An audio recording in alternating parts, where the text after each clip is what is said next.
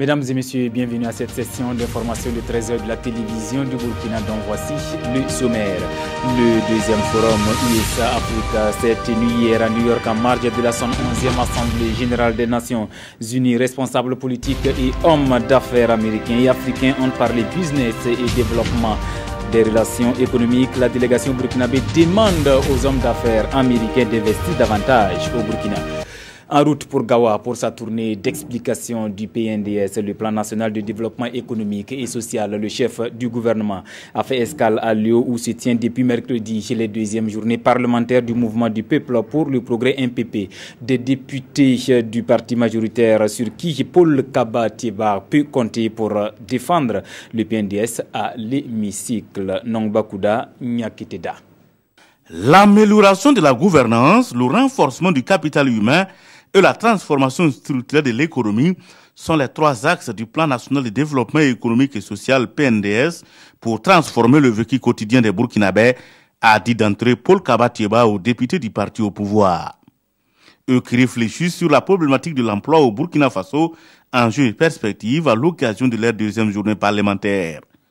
Le gouvernement dit avoir deux solutions, une politique de court terme avec des projets comme IMO, le pré-emploi et le financement des projets innovants, et la deuxième politique, celle dite structurelle et consignée dans le PNDS. La réponse structurelle à la question de l'emploi des jeunes se trouve donc véritablement dans la mise en œuvre hardie et du plan national de développement économique et social qui permettra véritablement de régler la question de l'emploi des jeunes, qui permettra véritablement de régler la question de la croissance et la question de la pauvreté au Burkina Faso. Parce que simplement, la question de l'emploi des jeunes est fondamentalement liée à la question de l'éducation, de la formation et de la qualification. Paul Kaba-Tieba rêve en tout cas d'une autre jeunesse burkinabé à travers une formation professionnelle et une éducation de type nouveau répondant aux exigences du moment.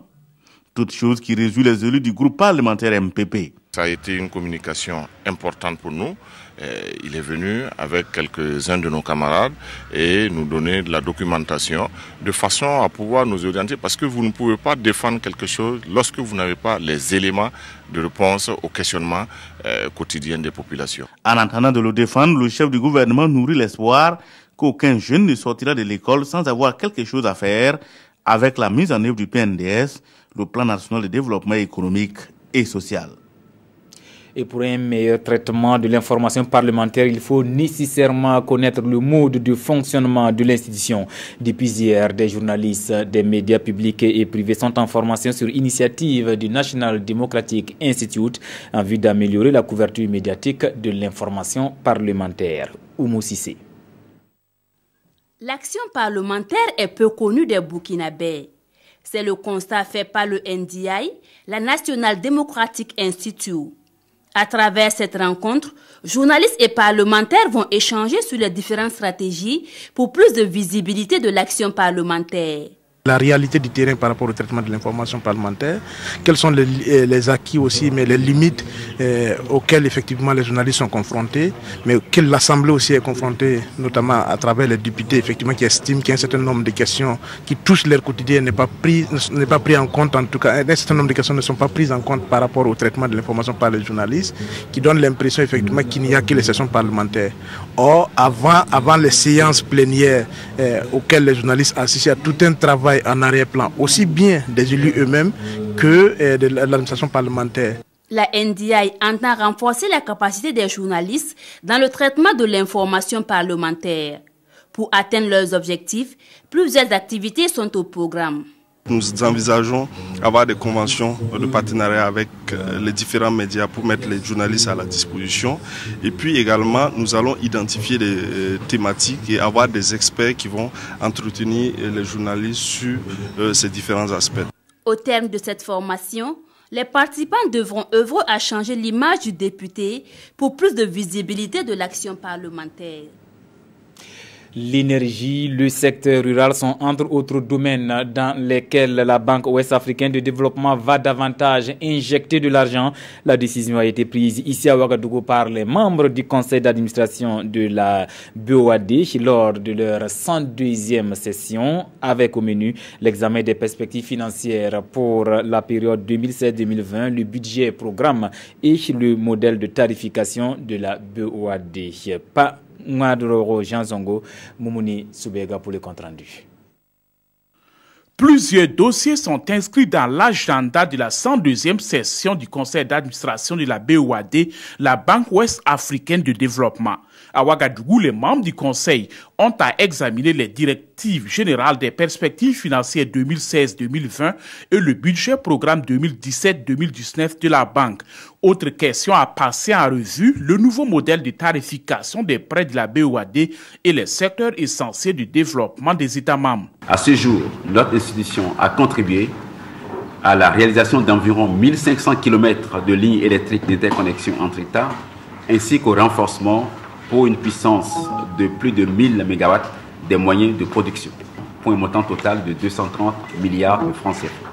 Selon le président de la BOAD, l'institution bancaire a contribué à soutenir l'émergence des entreprises, le développement des États membres et la diversification du secteur financier dans l'espace UEMOA. Ces prises de participation s'élèvent à plus de 128 milliards de francs CFA pour 118 opérations, dont 82% pour les institutions financières nationales et régionales. Malgré ce bilan jugé positif, la BOAD compte aller encore de l'avant. Pour la zone UEMOA, l'économie devrait rester vigoureuse en 2016 avec un taux de croissance d'environ 7% tiré de l'accroissement des investissements selon Christian Adevelan. Dans cette perspective, la BOAD envisage de renforcer ses interventions afin de répondre aux besoins d'investissement des États membres qui vont de plus en plus croissants.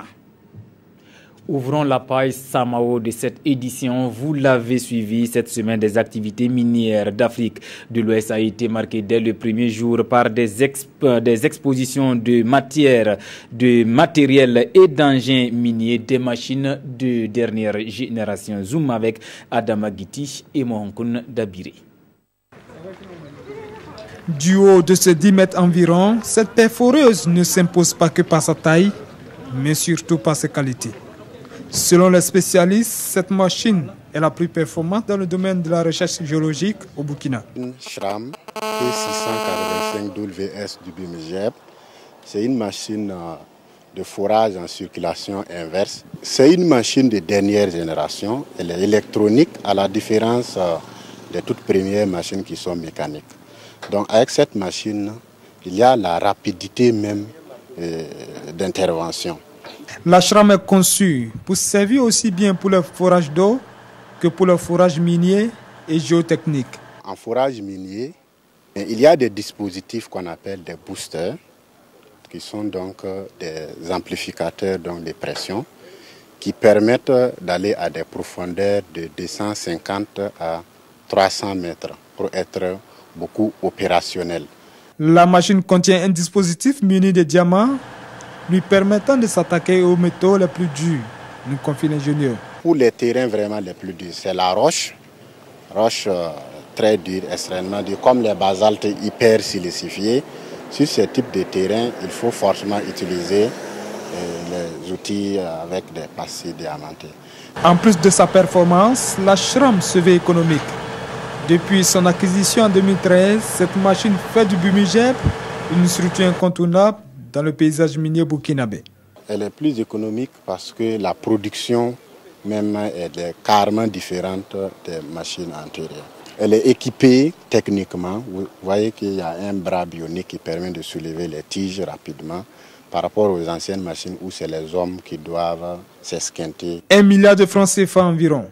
C'est la somme qu'il a fallu au BIMGEP pour se doter de cette machine que ses ingénieurs présentent comme un bijou. Un outil qui permettra à la structure d'accroître son potentiel dans la recherche, mais surtout d'optimiser son rendement. Les femmes du secteur minier ne veulent pas rester à marge. Elles exigent leur implication quant aux décisions à prendre pour l'avenir du secteur minier au Burkina. Et elles l'ont fait savoir au cours d'un atelier à l'occasion de cette Samao première édition. Moussa Ouedraogo, Draman Guinée. Toutes ces femmes travaillent dans le domaine minier.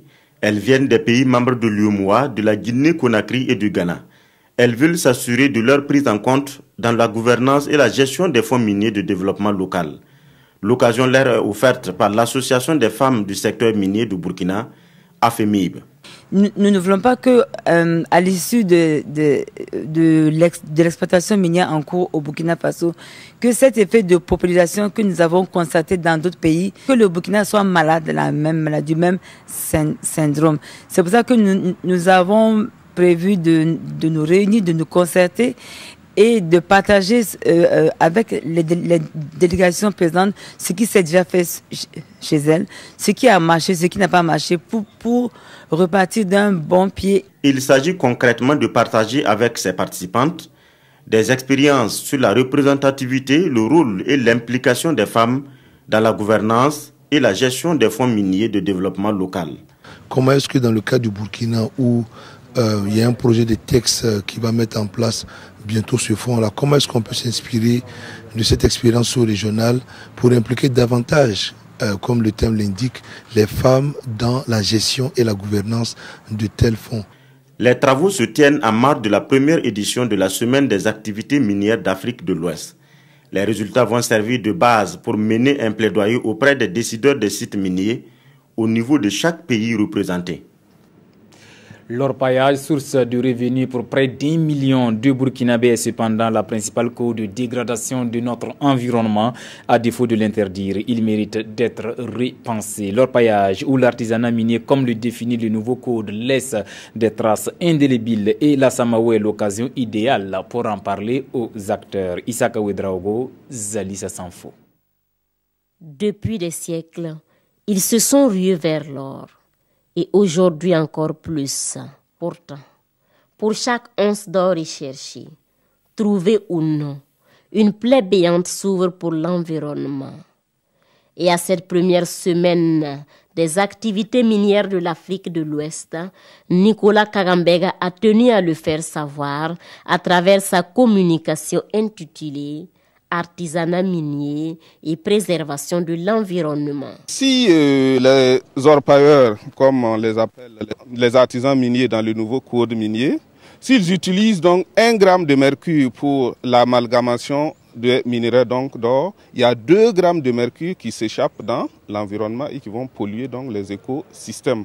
Et en plus de ça, il faut savoir que le mercure est très nocif pour le système nerveux, pour les reins et aussi pour les enfants et les fœtus. Vous pouvez avoir plusieurs galeries, des puits qui sont abandonnés.